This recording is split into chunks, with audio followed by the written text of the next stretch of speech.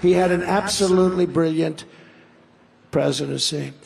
But we're going to do things immediately, within 24 hours. We're going to stop the invasion of our southern and, by the way, our northern border, which is not great either. But we are going to stop immediately. And we have great people like Brandon Judd, Border Patrol, the people at ICE, Tom Homan, who's fantastic, Central Casting. We have great, they'll do it within 48 hours. Like the caravan I told you that's on its way up, they wouldn't have caravan. They had caravans when I came up with the name. I believe they'll say, oh, it wasn't really you, it was somebody. I believe I came up with the name because they started forming these caravans. And they don't put their best in those caravans. You know, these countries are very smart. They put people that they don't want to have in El Salvador and Honduras, in Guatemala, in other places. And many of them now are coming from parts of Africa. Yesterday they had 18 people they got from the Congo, and four of them were from jails. By the way, our prisoners are like the nicest people in the world compared to some of the prisoners that our country is taking right now. Our prisoners are refined, wonderful people, even if they were murderers, compared to the people that are coming out of some of these cells from MS-13, from South America, from Africa. They're destroying our country. And we have to get them out. We have to get them out. And we have to get them out fast. So, you remember the Trump travel ban. I imposed the Trump travel ban from any terror-plagued country where they hate America. You know, when they're shouting in their country, death to America, typically they're not going to be great citizens. This is typical.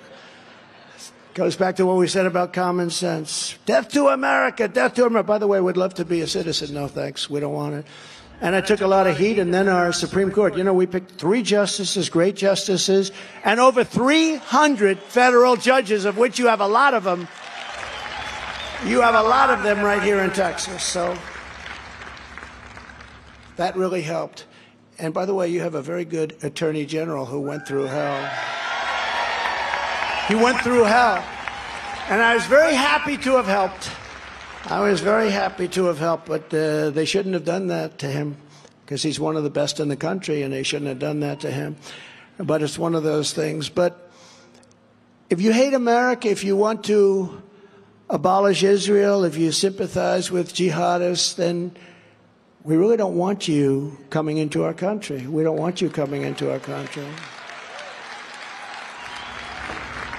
So we have an election coming up, and if you remember, and I know everyone here probably does, I only see very few, very, very young, but I do see young audiences now.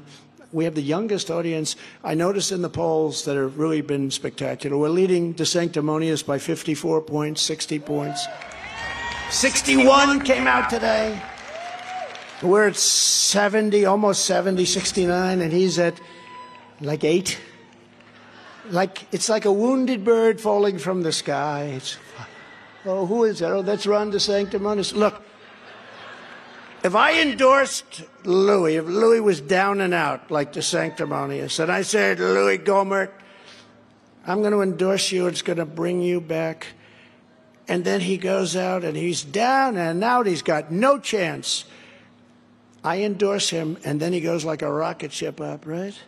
And then they ask 4 years later, then I got him through the general election also. But 4 years later, they come to Louis Gohmert, they say, sir, would you like to run for president against the president? Louis Gohmert would say, no, I can't do that because what he did for me was life-changing. Ron DeSanctimonious was looking for jobs. He ran, he was at 3%. The leader was, I think, in the 40s, right? Like 42, 43. The leader had almost $30 million in the bank. He was the very successful agricultural commissioner of Florida, which is like the second position in Florida after the governor. And he was there for 8 years, and his whole life was to run. But I didn't know him. And DeSanctimonious came to see me. Would you do it? Tears in his eyes. Nobody would even believe it. I don't know if he was wearing those same boots. I didn't notice that. I don't care either. That I don't care about. But tears in his eyes, he said, sir, if you endorse me, I think I could win. I said, Ron, you're doing so badly that if George Washington and Abraham Lincoln came back from the dead and they endorsed you and they would be your running mate in some form, you're not going to make it. So you're really popular in Florida. I'm telling you, sir, it would give me a chance. Now, I didn't know Adam Putnam, but he was supposed to be a good guy. But I didn't know him. I never met him. So I owed him nothing. But a lot of the congressmen, this man right here, more than anybody, and Wesley, because he's so young, he didn't get the full brunt, but there was nobody better than Wesley, and there's nobody better anyway because he's great. Okay? Take good care of him, Texas. Take good care of him. But Louis was right on the front lines, much better than Ron. But Ron was one of about 150 that were out there all the time saying the impeachment hoax #1, impeachment hoax #2, that they're hoaxes, right? And I appreciated that. So I said, all right, Ron, look, we'll do it. It's going to be tough, but we'll do it. And I asked him to write me out what he'd like to say, and he wrote it out. It was terrible. And that we found out. He's got terrible instincts. I mean, he was against Social Security, little things. He was against Social Security. He wanted to raise the age. He was against Medicare. He wanted to cut the hell out of Medicare. I said, these people deserve Medicare. They've been fighting for it. We could do a lot of other things like drill and take in money instead of doing that. But he was against things that were not good and not fair. And what happened is he wins. And then he wins the general. I did 2 or 3 rallies that were massive rallies. I said, you're going to win, Ron, because the man he ran against was the hottest guy in Democrat politics. Let's assume I was the hottest guy in politics because I was president, right? I don't want to be foolish. But no, he was the hottest guy in Democrat politics. They said he'll be president someday. And they didn't know he was a crackhead, so turned out that was revealed about 1.5 years later. But he was hard to beat, and I said, you're going to beat him. After the 2nd or 3rd rally, I said, let me tell you, you're going to win. He said, no, I don't think so. I said, you're going to win. Okay, so he won. That's it. I didn't see him too much. It wasn't like a social friend. I'd help Florida a lot, just like I helped Texas a lot. Every time you had those storms were brutal. We took care of you. We took care of Texas. That was my baby. We took care of Texas. But, they asked him, are you going to run against the president? And he said something that I didn't like. I have no comment. Now, when they say I have no comment, Mario, he's a great businessman, that's not a good sign. Do you agree? He should have said, I would never run against our president. He's done a great job. And I endorse him fully immediately. And in 2028, he'd have a very good chance. But now I don't think he'd have much of a chance because he's been exposed as having no personality. And if a politician doesn't have some personality, you don't need a lot. #1, you need super competence, and you got to be smart as hell. And you got to be able to handle all the bullshit that they give you, including when they make you the political opponent of somebody and they get the Justice Department on you and they said, he spoke badly about the election. The election was rigged. I mean, he spoke, and there's so much evidence. We're going to show you things that nobody believed, but it was a rigged election. But so they asked Ron DeSanctimonious, and he said, I have no comment. And I said, I heard that. I said, play that back. One of the greatest inventions in history, TiVo. Or its alternative, right? There's a few of them. One of the great, better than television itself. Television was useless. You could never play anything back. Right? TiVo. I said, play that sucker back. What did he just say? I have no comment. He said, that means he's going to run against me. This guy, I got him elected. And the word sanctimonious came to me immediately. I said, Ron D. I added D. Ron DeSanctimonious. It came to, like, somebody said your best was Pocahontas when she said she had Indian blood, remember? She had Indian blood. I said, let's call her Pocahontas. That was a good one. We had a lot of good ones. I don't want to go over too many because, a lot of them are now friends of mine, Wesley. I never had one for Wesley. I never had one. They don't want one. Wesley said, he's saying, I don't want. Well, you had one from One of your senators here had a pretty good one, I would say, right? But, you know, but it's called branding, and you brand people. And I said, this means he's going to run. So my people backstage who get paid a fortune, they say, but you can't listen to them all the time. They're professionals. We're running a great campaign. You know, we're getting great credit. They're saying this is the best campaign Trump's ever run. That's pretty good, you know? So they're doing a good job. But my people in the back said, sir, please don't hit him, sir. Why? He's a Republican. I said, I don't care. And we hit him. We just pounded him. And now I think we're going to have to start hitting somebody else because I think Ron looks like he's finished. But it's great disloyalty. And, you know, they said to me, sir, people don't care about loyalty in a politician. They really don't care. It's not a factor that he was totally disloyal to you. I said, I think it is. And you know what? Once I said that, people said, and my people now admit they were wrong, because he fell so fast. I mean, he fell. We were leading by a lot, but now we're really leading by a lot. The only thing that could defeat us now is if we play prevent defense, like in the NFL, right? You know what prevent defense is, right? You're winning, you're stopping the other team, they're not gaining on you at all. You only have to hold them one more time. They have 0 points one more time, and the coach says, let's go prevent. And they lose the game. Touchdown, touchdown, touchdown. We're not going to play prevent defense at all, at all.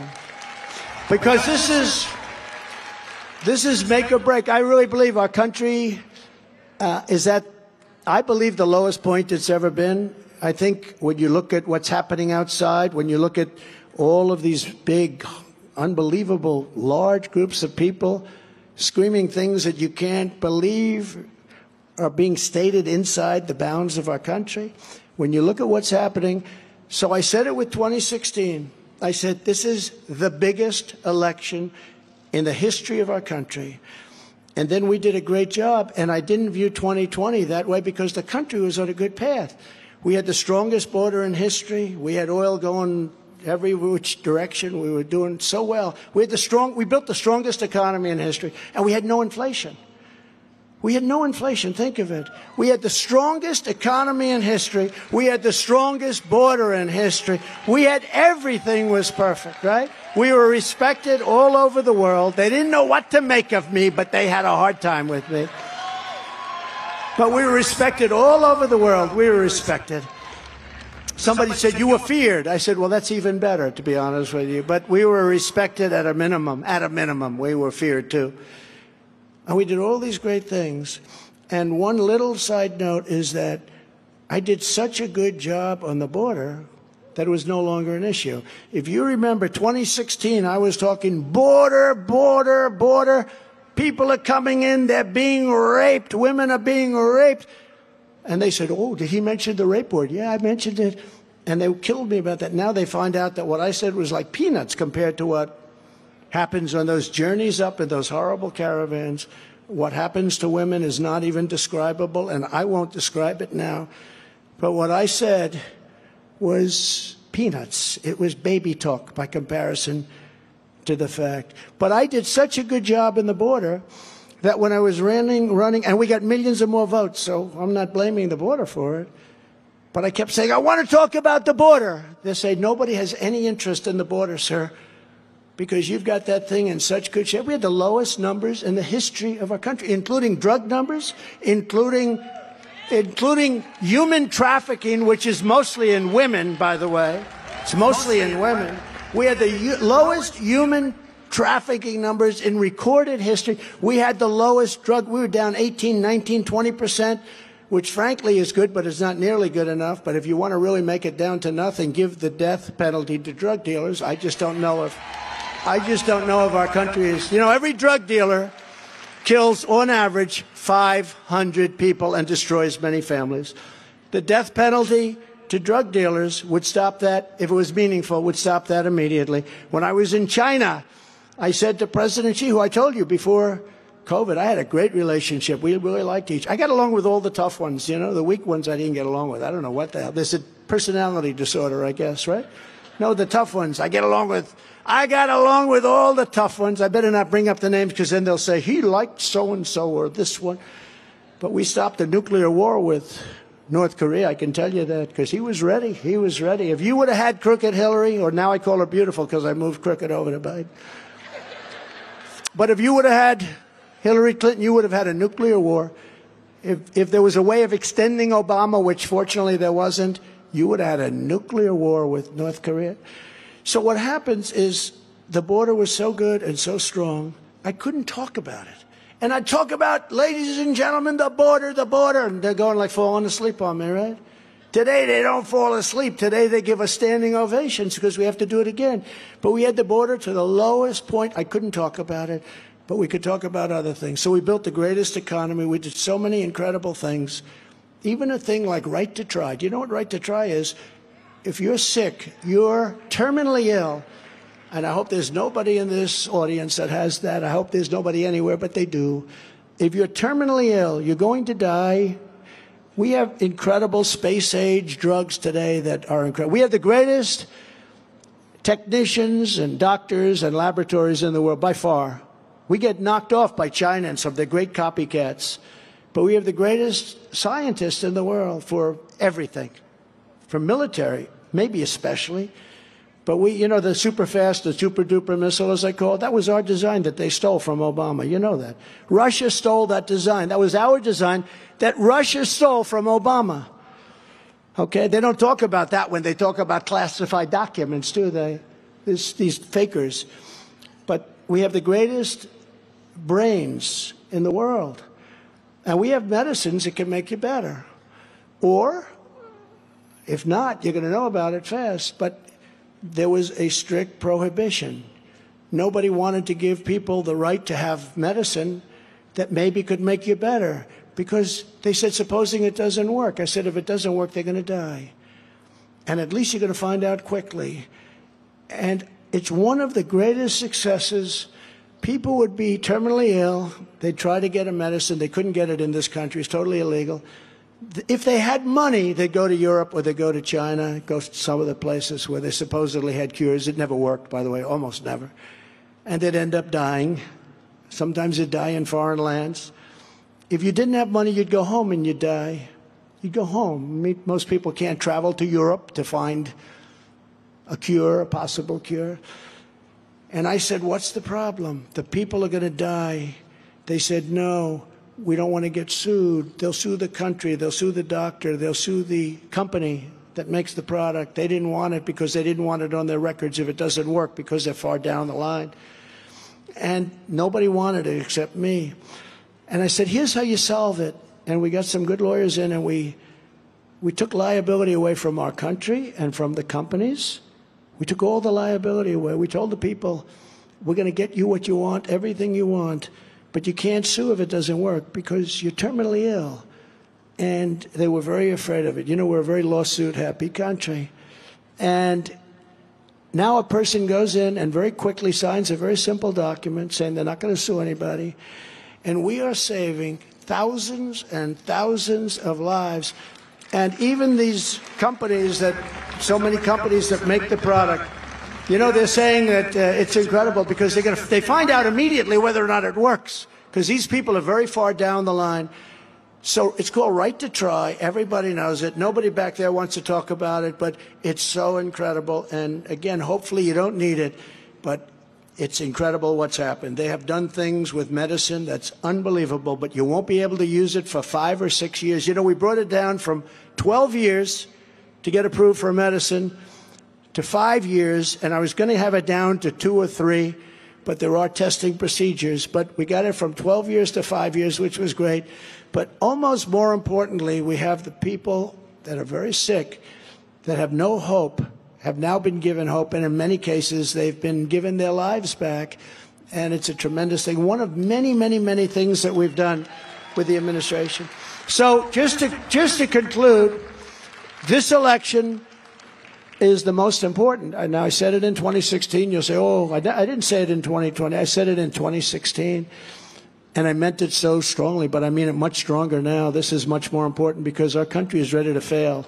We're a failing nation. We're a nation that is in serious trouble financially, militarily.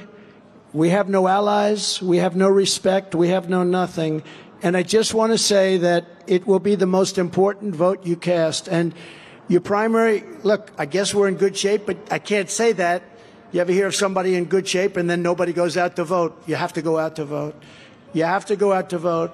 And for the election, you have to go. But you have to call those swing staters and you have to get them to vote, because if we don't win this election, I believe we will no longer have a country.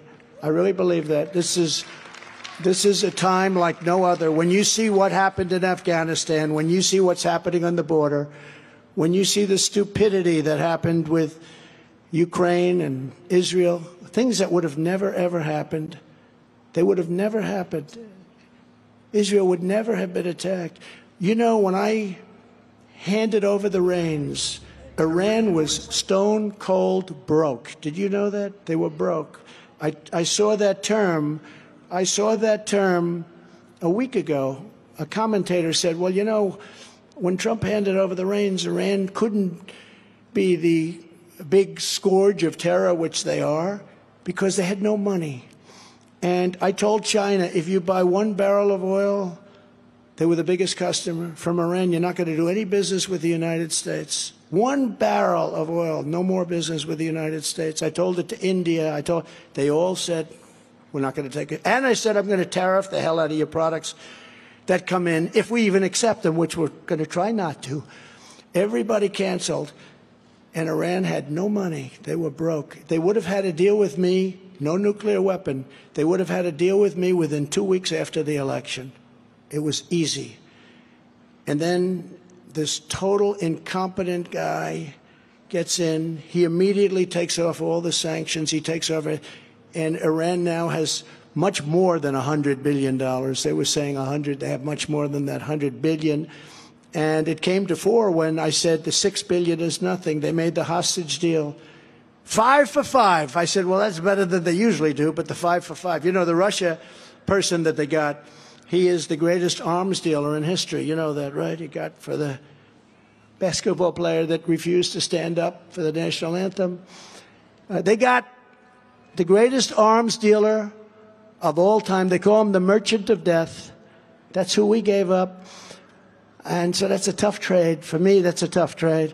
But, you know, we gave 5 for 5, and then they said, let me give you the bad news, sir. What's the bad news? They also get $6 billion. $6 billion! I said, what that means is that they're going to go around capturing people all over the place, because I would never. I got 58 people back, and we never paid a dime. We never paid a dime.